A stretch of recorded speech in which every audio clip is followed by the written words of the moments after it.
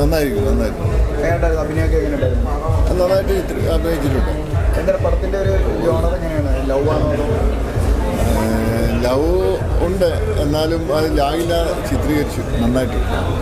പടം ഇഷ്ടപ്പെട്ടില്ല? വളരെ ഇഷ്ടപ്പെട്ടു. എങ്ങനെയുണ്ടായിരുന്നു പടം? നല്ല സിനിമയായിരുന്നു. ഇപ്പോഴത്തെ പിള്ളേർക്ക് പഠിക്കാനുള്ള സിനിമയായിരുന്നു. ഇപ്പോഴത്തെ പിള്ളേർക്ക് ഇത് കാണാനും കേൾക്കാനും ഒരു സിനിമയായിരുന്നു. എല്ലാവർക്കും ഒരു പ്രയോജനമായ സിനിമയാണ്. നല്ല ഇഷ്ടപ്പെട്ടു. നല്ല സിനിമയാണ്. എല്ലാവർക്കും പഠിക്കാനുള്ളതുണ്ട് ഇതിനകത്ത്. ഇഷ്ടപ്പെട്ടത് കേട്ടോ. ഓക്കെ, നന്നായിരുന്നു.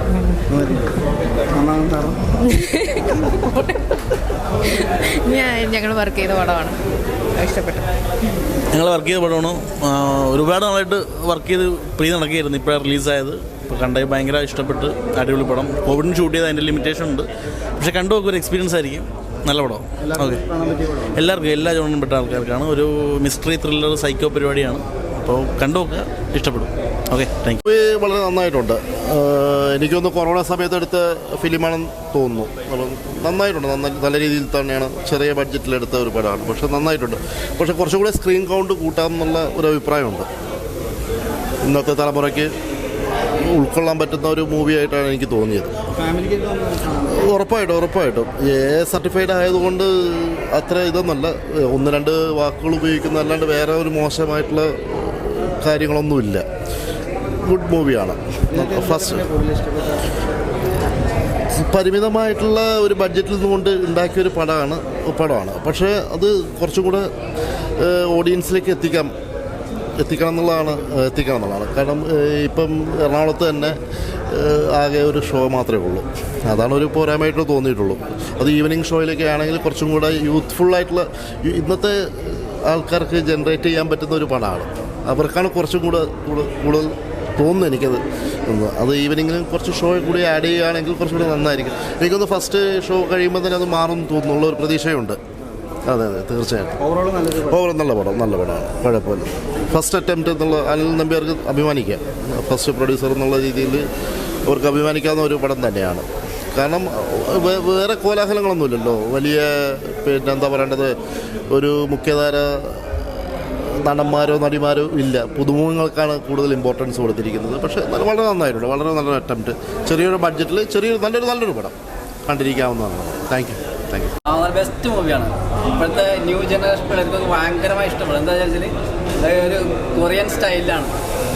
ശരിക്കും ഭയങ്കര രണ്ടാമത് കാണാൻ പറ്റുന്ന പോലത്തെ അത്ര ഇൻട്രസ്റ്റിംഗ് ആണ്.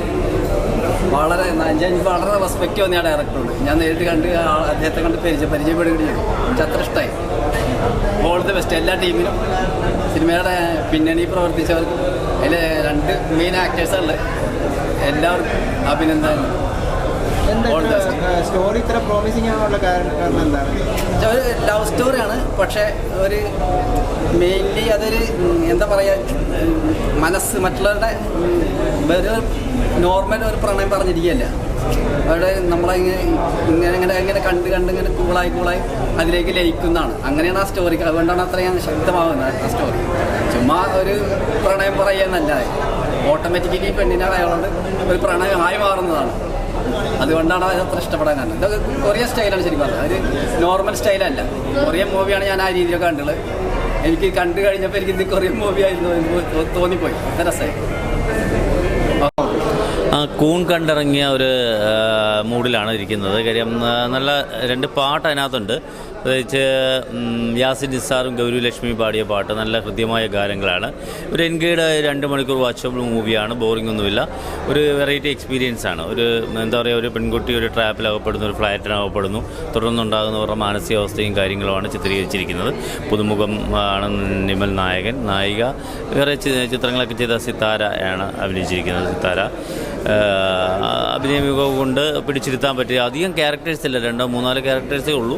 പക്ഷെ നമുക്ക് കണ്ടിരിക്കാൻ പറ്റുന്നൊരു ചിത്രമാണ്. ശരിക്കും നല്ലൊരു എക്സ്പീരിയൻ്റൽ ഒരു മൂവി തന്നെയാണ്. എന്താ പറയുക, ത്രില്ലിംഗ് ആണ് പടം.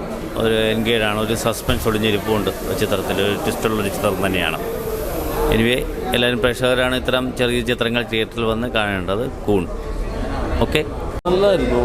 ഒരു വളരെ ഇൻട്രസ്റ്റിംഗ്. ഓരോ സീൻസും കാണുമ്പോൾ അടുത്ത സിനിമ എന്താണ്, അടുത്ത സംഭവം എന്താണെന്ന് അറിയാനുള്ളൊരു ഫീലുണ്ട്.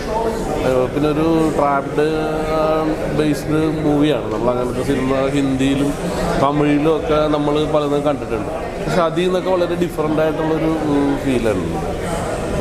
പിന്നെ ഒരു നല്ലൊരു ഇൻ്റർവെൽ പഞ്ച് വളരെ ഇൻട്രസ്റ്റിംഗ് ആയിരുന്നു. പിന്നെ ക്ലൈമാക്സ് ഗംഭീരമായിരുന്നു. അതൊരിക്കലും പ്രെഡിക്റ്റ് ചെയ്യാൻ പറ്റില്ല.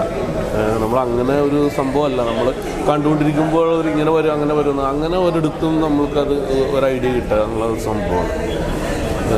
Anyway all the best for all team. നമ്മൾ ഹിന്ദിയിലും തമിഴിലും ഒക്കെ ഇങ്ങനത്തെ ഒരുപാട് സിനിമകൾ നമ്മൾ കണ്ടിട്ടുണ്ട്. എനിക്ക് തോന്നുന്നു മലയാളത്തിൽ ഇതേപോലത്തെ ഒരു അറ്റംപ്റ്റ് ആദ്യമാണെന്ന് തോന്നുന്നു. അഭിനയിച്ചവരൊക്കെ ന്യൂ ഫേസ് ആണെന്ന് എനിക്ക് തോന്നുന്നു. എനിക്കങ്ങനെ ഫെമിലിയർ ആയിട്ടുള്ളവരല്ല എങ്കിലും അവരുടെ പെർഫോമൻസ് ഗംഭീരമാണ്. Okay, thank U.